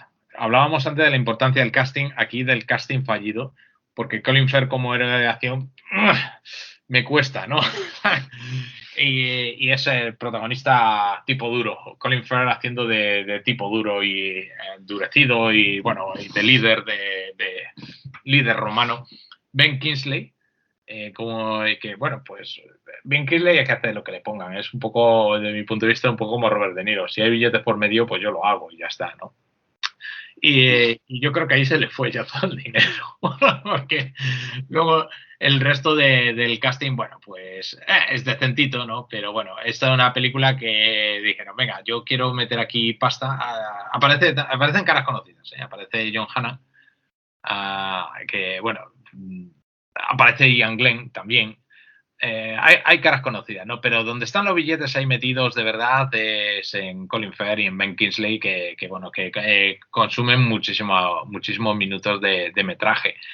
Y bueno, pues ¿de qué va esto? Bueno, pues hablábamos, nada más empezar esto, y yo creo que puede ser una buena forma de cerrarlo, de los orígenes romanos, de la leyenda del rey Arturo y de la resistencia a las invasiones bárbaras y tal cosa. Bueno, pues esta película está basada en una novela de Valerio Massimo Manfredi. Valerio Massimo Manfredi es un arqueólogo, historiador italiano que, bueno, pues escribe novelas, noveliza hechos del pasado y de vez en cuando pues le va un poco la pinza y hace un poquito de novela especulativa, ¿no? La novela histórica especulativa, en la cual dice, bueno, pues si esto fuese así, tal. Y se centra mucho en temas de la antigüedad, ¿no? Tiene una trilogía muy buena, Valerio Massimo Manfredi tiene muy buena trilogía sobre la vida de Alejandro Magno. Y bueno, son novelas que se leen muy, muy divertidas. También tiene ensayos de historia. Tiene un ensayo que se llama Acrópolis sobre el nacimiento de la democracia en la antigua Roma, muy interesante también. Y bueno, pues una de sus novelas, quizás no sea la más afortunada, es La Última Legión. ¿Y de qué va La Última Legión? Bueno, pues es una visión muy idílica del final del Imperio Romano, donde especula cómo se estaba intentando recuperarla de una forma que, bueno, es muy poco rigurosa desde un punto de vista histórico, ¿no? Se estaba intentando recuperar la grandeza de Roma y se forma una legión romana clásica, ¿no? De eso va la novela. Entonces, pues, bueno, pues cae el último emperador y terminan por ahí, por Inglaterra, luchando por el emperador y eso entronca con la leyenda artúrica. ¿Y qué es esta novela? Pues es una novela de aventuras, esencialmente. Y la película, pues también es una película de aventuras, sin ninguna pretensión. Tiene buenos escenarios, la escenografía está cuidada, ¿no? El vestuario está muy cuidado también. Y a mí personalmente me recuerda a las películas de aventuras estas de los años 70 y 80 que eran puro entretenimiento, ¿no? Y yo creo que hay que verla así, como una película puramente de entretenimiento para pasar el rato, para divertirse y sin grandes pretensiones. Muy pretenciosa, pero hay que verla sin pretensiones. Lo último que quiero comentar de esta película es que entronca un poquito... Que es muy mala. Sí, ahora hablaremos de eso. Pero mucho. No, ya está. ¿No? Yo no tengo nada más que decir. Mala, sí. mala de acostarse. Yo me lo paso muy bien con esa película. Es que yo creo que esto entronca un poquito con el programa que hicimos, con el último programa. Es que el productor es Dino de Laurentiis, ¿no? Bien. Ahí empezamos a entendernos. Entonces, pues viene a ser un poquito la génesis de Dino de Laurentiis. ¿Qué hizo? Pues cogió una novela que más o menos había tenido éxito. No estamos hablando de Dune, obviamente. Estamos hablando de La Última Legión de Valerio Massimo Manfredi, que bueno, pues vendió bastante. Sí, es un autor muy reconocido. Yo no he leído nada, debo decirlo. Sí, bueno, es entretenido. Y cogió y le metió de billetes y dijo, yo voy a hacer aquí una película de aventuras. Y le salió un Dune, realmente, ¿no? Un Dune de romanos. Igual. Y también, pues, con los mismos defectos, ¿no? Es decir, un presupuesto que se va, un metraje demasiado largo, que tienen que cortar escenas por todas partes, que cuesta luego enlazarlo. Yo diría que fue la tumba de Doug Lefler, que es el director, que de a poco es que hubiese hecho grandes cosas antes, no ha hecho grandes cosas después. Pero bueno, ahí tenía ahí un proyecto que podría haber sido el proyecto de su vida, ¿no? Y yo creo que esa película es que falla todo, si no paramos a pensarlo. Falla el casting. Mucho. Pero bueno, visto como una película de aventuras, si uno pues se aísla un poquito de eso y tal, pues yo tengo que decirlo, que yo como esté haciendo zapping por algún proveedor o algún concentrador de canales, yo los concentradores de canales, los agregadores de canales que hay en casi todos los proveedores de internet, pues como esté y la vea, yo la termino de ver, yo me engancho ahí y la termino de ver, porque yo me lo paso muy bien con esa película, ¿eh? Pero claro, hay que verla hay que verla como una película de aventura sin ninguna pretensión y muy fallida, desde luego. Mucho. Veo que no comparten ni siquiera la visión amable. Es que no, el problema es yo, igual es que la vi solo, igual la veo con alguien y me echo unas risas, es posible, pero, o sea, es que yo no daba crédito cuando la vi, es muy mala. Y el planteamiento está muy bien, ¿eh? A mí me encanta lo de la espada del César y todo esto. Oiga, que podría ser peor, ¿eh? Podríamos aquí hablar de First Night, de aquella, la de Jerry Zucker con el Sean Connery y el Richard Gere. No, sí, podríamos hablar de muchas cosas. De hecho, Sean Connery es reincidente, porque si quiere hablamos del Caballero Verde de la Canon, de eso, ¿cómo se llamaba esto? De la espada del... Ay, no me acuerdo, aquí la llamaron el Caballero Verde directamente. A ver, aquí la tenía, The Swords of the Valiant, que Sean Connery hace del Caballero Verde. Y no la voy a comentar. Déjame que me suba a la ola esa y lo surfe también, ¿no? Que es que realmente las leyendas artúricas dan tanto juego que es muy tentador meterse a hacer una película, pero luego muy difícil hacerlas. Sí, es muy difícil, muy difícil. O sea, no, esto, quiero decir, esta sí que ya pasa de ese límite donde ya, o sea, estás pensando si es una parodia realmente. Cosas. Bueno, merece la pena ver a Sean Connery, sobre todo su cabeza rodante, hablando desde el suelo, y verde, o sea, y su atuendo, y el peinado del protagonista, el peinado de Gawain, hay que verlo. Eso no se lo pueden perder. Por lo demás, creo que pueden prescindir de ello. Que sí, es horrible. Bueno, pues yo creo que le hemos dado ahí un repasito más o menos majo, ¿eh? No, la verdad es que para haber sido nosotros dos solos ha quedado bastante bien. Pues sí, yo creo que vamos a hacer un ¿cómo se llamaba este hombre? El hijo de Arturo, Mordred. Vamos a hacer un Mordred y vamos aquí a intentar usurpar el trono. Usurpar el trono. No los necesitamos. No, la verdad que no.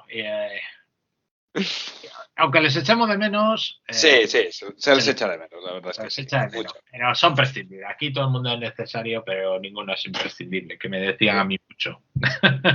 Efectivamente. Eso es.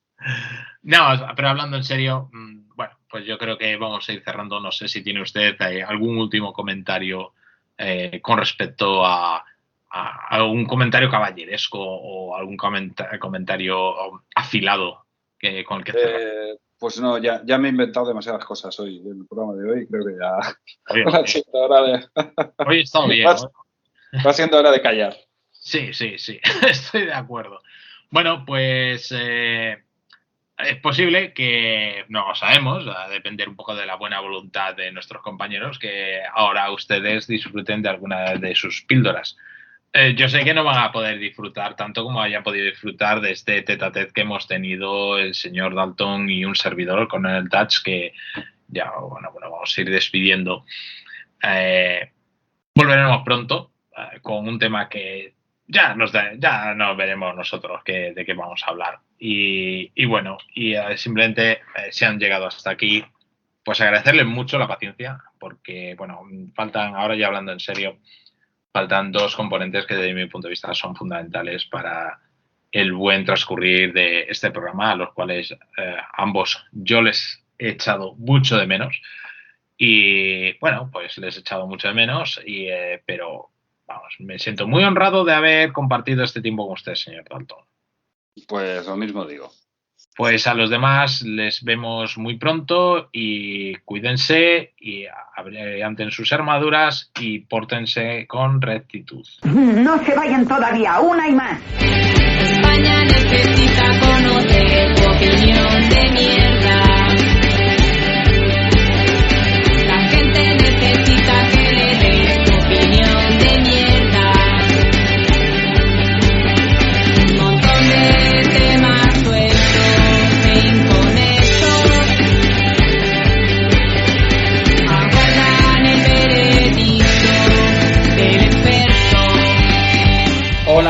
todos, ya estoy aquí de nuevo, soy el señor Dins y vengo a dar mi opinión de mierda una semana más, no sobre el Caballero Verde, que para eso ya han escuchado con mucho interés, supongo, al señor Dalton y al coronel Dutch, que lo han hecho muy bien. Se ha echado de menos al señor Ben. Envío un saludo desde aquí al señor Ben y esperamos que algún día pues podamos volver a juntarnos los cuatro. Ahora mismo pues está complicadete. ¿De qué voy a hablar yo? Pues he estado pensando en mis películas de mierda, en aquellos títulos pues más serie B, serie Z o a lo mejor títulos exploited o no tan comerciales, o en que en su momento lo fueron, pero ahora pues son productos más relegados a una categoría de segunda división o una subdivisión, pero que tengan relación con el tema de esta semana, el tema de este programa, que es el Caballero Verde, las leyendas artúricas en este caso. Y aquí se me creaba un conflicto de intereses porque tenía un título que no podía evitar relacionar con la película en cuestión, que es El Círculo de Hierro, ese film que vino pues surgió de la mente de lo que podía haber sido el proyecto de La Flauta Silenciosa de Bruce Lee, pero que acabó siendo una cosa completamente diferente, aunque muy vinculada a la idea original. Así que estaba ese Círculo de Hierro, en el que he visto muchos paralelismos con la última adaptación del Caballero Verde. Pero claro, este Círculo de Hierro no habla directamente de ninguna leyenda artúrica. Voy a entrar en él después, porque es un título pues más complejo a ese nivel, y sí que voy a hablar primero de un título que sí que he podido relacionar directamente con las leyendas artúricas y que fue una oportunidad para mí para revisionarlo. Estoy hablando de Knight Riders o Los Caballeros de la Moto, un título de 1981 dirigido por George A. Romero.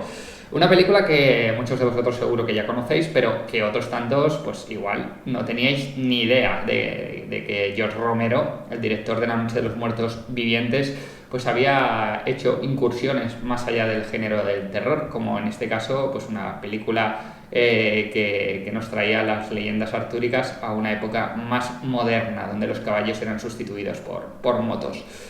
Interesante de este proyecto, pues ver a Ed Harris en uno de sus primeros papeles protagonistas. También vemos por ahí a Tom Savini dentro de esta película. Tom Savini también es un referente dentro del género de terror, no solo por sus apariciones en títulos de culto, sino sobre todo por su aportación a los efectos especiales y maquillaje. ¿De qué va este Knight Riders? Knight Riders va sobre una compañía, más que una compañía, sí, una compañía que organiza torneos de justas de caballeros, pero cambiando esas justas, esas monturas de caballos tradicionales por motocicleta. Nos trae esa mesa redonda, ¿no? Esos caballeros, esa leyenda de los caballeros de la mesa redonda nos la acerca a los tiempos a través de este espectáculo, que no solo es un espectáculo, sobre todo para Ed Harris, sino que es una forma de vida, una forma hippie, ¿no? Es como una filosofía de existencia, donde vemos a Billy, que es el personaje que interpreta Ed Harris, que entiende esta comuna en la que viven no solo como una manera de ganarse la vida, sino como una manera de existir, de vivir. A partir de aquí se desarrolla el conflicto a través de los problemas económicos. Les llega la oportunidad de acudir a Hollywood, de comercializar lo que para ellos es esta forma de entender la existencia. Y surge el conflicto entre los dos protagonistas, que uno es el mismo Ed Harris y el otro es como decíamos, es Tom Savini, que en esta película pues hace ese papel de villano, ¿vale? No un villano como tal, pero sí una persona que tiene otros intereses y que entiende que la manera de progresar o de poder continuar existiendo y viviendo esto como una profesión es dar el salto. ¿Cómo no? También encontramos aquí pues la reina, ¿no? Si tenemos a Ed Harris haciendo de esa especie de caballero Arturo, pues tenemos aquí también a su reina Ginebra. En este caso es Amy Ingersoll, pues que también es uno de los elementos que desencadena esta rivalidad entre Ed Harris y Don Savini. Esta película fue un proyecto muy personal de George A. Romero, rodada en Pittsburgh. Para Romero, igual que por ejemplo para John Waters, Baltimore era su hogar, su casa para rodar sus películas. Para George Romero lo era Pittsburgh, y aquí pues pudo rodar en ese extenso plató cinematográfico que supone esa ciudad de Pittsburgh. En la película también encontramos a otros actores o actrices. En este caso encontramos a Christine Forrest, que es la esposa del director. Perdón, que me estaba quedando sin voz y me estaba costando. Pues encontramos dentro de su colaboración, como no, a Christine Forrest, pues que ha colaborado en muchas películas de George A. Romero. ¿Qué más hace interesante a este título? Bueno, supongo que visto ahora pues puede verse pues con unos ojos demasiado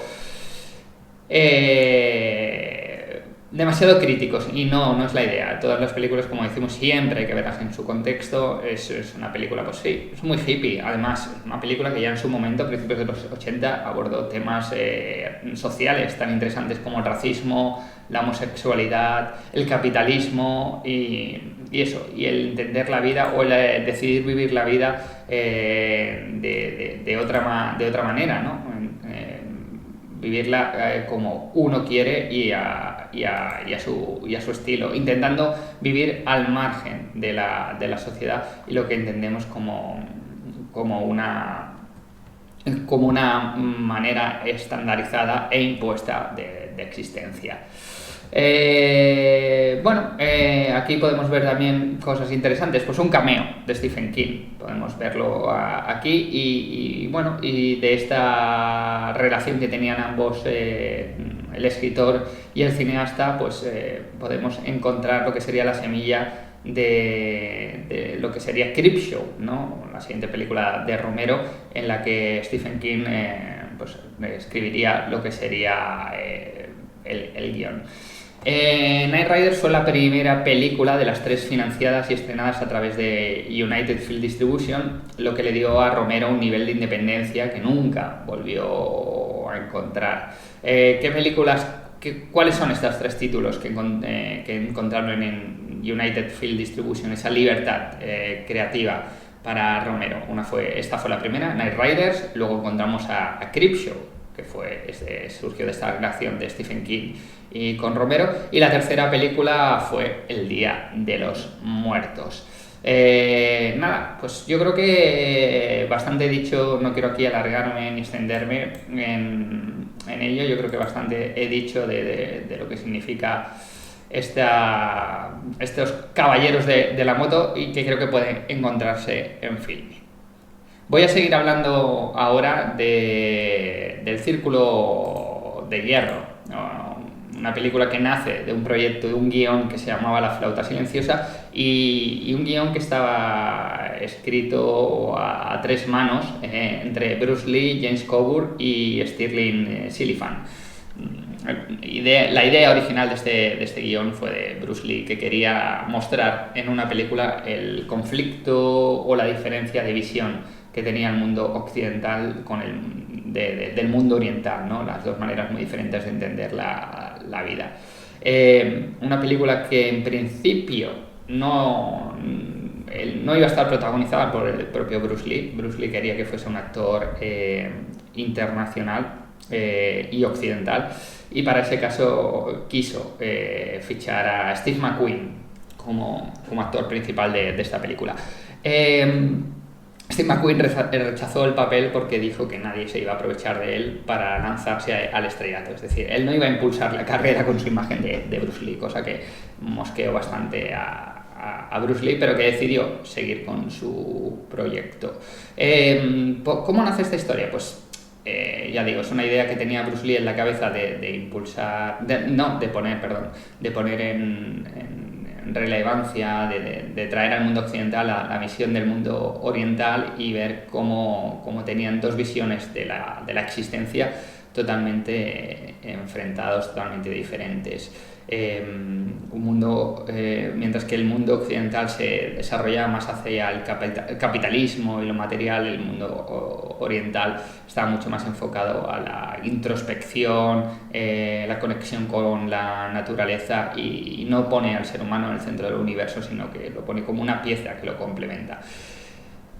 ¿Por qué me vino a la mente El Círculo de Hierro? No por ser una gran película, es una película durilla, durilla. Ahora no recuerdo si también está en Prime Video o en Filmin, se puede buscar. Es una película durilla y que no recomiendo.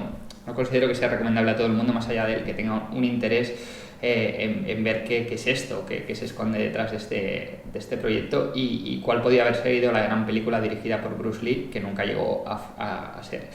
Pero me recordó mucho al Caballero Verde, porque al final tanto El Caballero Verde, sobre todo esta nueva versión, como El Círculo de Hierro, son dos películas que hablan del viaje introspectivo.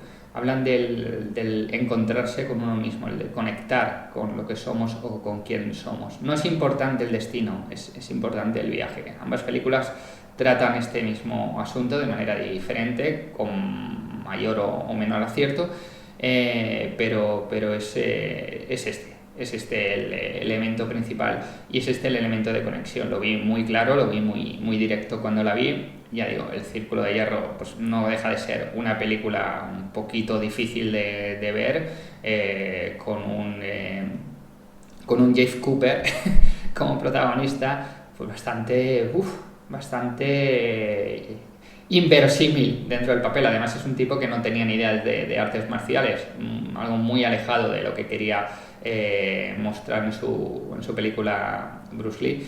Y entonces cuesta mucho más creerte a un tipo que parece más sacado de una peli de la canon o más sacado de una peli que podría ser un secundario o un extra de Conan y verlo en un papel protagonista de estas características. De lo que pudo haber sido a lo que es, pues hay mucha diferencia. Al final, James Coburn y Shirley Silliphant, que eran los otros dos co-guionistas de esta historia junto a Bruce Lee, conocieron a Bruce Lee porque eran alumnos suyos de artes marciales y estaban muy metidos en esta historia. Es más, Bruce Lee al final, cuando vio que Steve McQueen se caía del proyecto, pues pensó que James Coburn, que era alumno suyo y conocía pues, el Kung Fu, pues podía ser el protagonista de la película al sí tener nociones de artes marciales. Para rodar esta película pues se trasladaron a la India, donde estuvieron buscando exteriores. Y fue en ese momento cuando estalló el conflicto de intereses que hizo que el proyecto se cayera. Al parecer, tanto Bruce Lee como James Coburn tuvieron una lucha de egos, donde ninguno quería ceder protagonismo al otro dentro de lo que iba a ser esta película, y Bruce Lee, que en aquel momento pues tampoco era una superestrella, había pues, salido en la serie Lisbon Verde de Green Hornet como un coprotagonista, pero no había explotado en Hollywood y no tenía una imagen tan comercial, y entonces tenía miedo que James Coburn se comiese el proyecto y acabó abandonándolo. James Coburn y Shirley Silliphant siguieron adelante, sobre todo Shirley Silliphant fue quien impulsó mucho el proyecto y fue el que consiguió que al final arrancase. Intentaron convencer a Bruce Lee que volviese a incorporarse al proyecto cuando este parecía que iba a llevarse a cabo, pero él ya no estaba interesado. Se había convertido en una estrella después de protagonizar The Big Boss, y ahí fue donde comenzó su impulso cinematográfico. Fue entonces cuando dijo que no volvía, y le dijo a Coburn, al parecer le llegó a decir que no puedes pagarme ahora lo que valgo, y abandonó el proyecto. La flauta silenciosa fue cuando se transformó entonces en El Círculo de Hierro, y donde vemos a David Carradine interpretando los papeles que sí que iba a interpretar Bruce Lee, porque Bruce Lee no iba a interpretar el papel protagonista, pero sí que iba a interpretar diferentes papeles de diferentes personajes que el protagonista se iba a encontrar a lo largo de la historia. El papel, como decía, protagonista sí que fue para Jeff Cooper, que bueno, aquí James Coburn se cabreó mucho porque él quería un actor protagonista que sí tuviese pues nociones de artes marciales, y Jeff Cooper no tenía ni idea, más allá de enseñar músculo y peluca y pelazo, perdón, en su papel protagonista, pues no tenía mucha idea de artes marciales. Cosas interesantes, pues los personajes secundarios que nos encontramos, los actores secundarios que nos encontramos en la película, pues vemos actores de la talla de Christopher Lee, Roddy McDowall o Eli Wallach, entre otros. Como sinopsis, pues un joven experto en artes marciales compite y gana por el derecho a realizar un peligroso viaje a un país imaginario, hasta una isla donde se dice está escondido el libro secreto que encierra todos los conocimientos del universo. Es esta búsqueda de ese libro, esta sinopsis la podéis encontrar en Film Affinity, es la búsqueda de ese libro lo que origina todo el viaje del héroe. Y es ese viaje lo que nos pone en contexto para comparar tanto El Círculo de Hierro con El Caballero Verde. ¿Qué ocurre al final? Pues se revela. El final sí que está bastante respetado con la idea original del final que quería Bruce Lee. Entonces no lo voy a desvelar aquí ahora por si alguien se quiere acercar a esta película, a este Círculo de Hierro, y por curiosidad echarle un vistazo. Son 102 minutos, pero no voy a decir que se hacen ligeros, no se hacen ligeros, se pueden hacer bastante pesaditos, y hay momentos bastante ridículos. Aún así, bueno, una curiosidad, una película que si queréis ver qué gran película quería rodar Bruce Lee y nunca se llevó a cabo, en cambio se convirtió en esto, pues la podéis echar un vistazo y ver. Por mi parte os dejo, espero que hayáis disfrutado del programa, gracias si habéis llegado hasta aquí y habéis tenido a bien escucharme a mí, y nada, Ben and Deals vuelve en breve con un nuevo programa que esperemos que también os guste. Hasta entonces, no dejéis de ver mucho cine.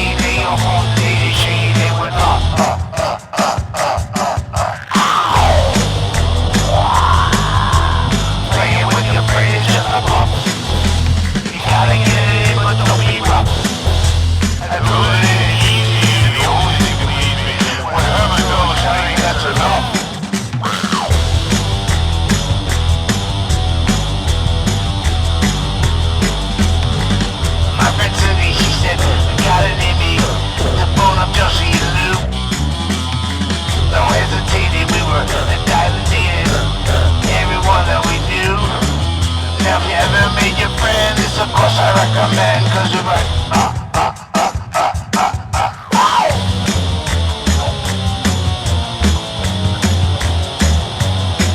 It was a strange movie.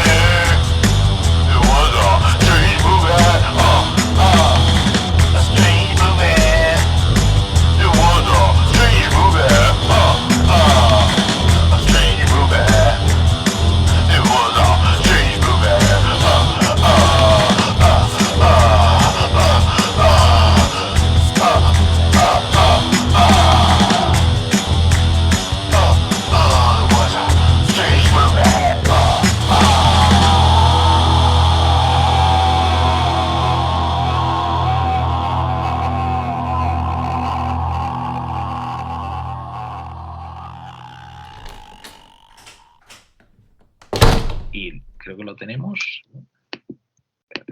no he terminado de grabar aún. Bueno. Esto creo que se va a quedar, a mí. ¿Ahora ya? No, todavía no he terminado. Todavía no. Ahora sí voy a terminar. Esto seguro que lo meten al final en la edición. Pues cápate. Por supuesto.